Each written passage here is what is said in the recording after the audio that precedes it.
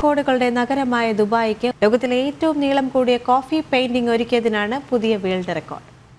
14 രാജ്യങ്ങളിൽ നിന്നുള്ള 41 ആർട്ടിസ്റ്റുകൾ ചേർന്നാണ് കാപ്പി മീഡിയമായി ഉപയോഗിച്ച് ലോകത്തിലെ ഏറ്റവും നീളം കൂടിയ പെയിന്റിംഗ് ഒരുക്കിയത്.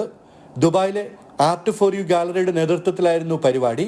പ്രകൃതിയിലെ മനോഹര കാഴ്ചകളും കാപ്പി വിവിധ രാജ്യങ്ങളിൽ പ്രചാരം നേടിയതുമൊക്കെ പെയിന്റിങ്ങിന് വിഷയമായി. മലയാളിയും ആർട്ട് ഫോർ യു ഗാലറി ഫൗണ്ടറുമായ ക്യൂറേറ്റർ ജെസ്നോ ജാക്സൺ ആണ് കോഫി ആർട്ട് മാരത്തോൺ എന്ന റെക്കോർഡ് പെയിന്റിങ്ങിന് നേതൃത്വം നൽകിയത്.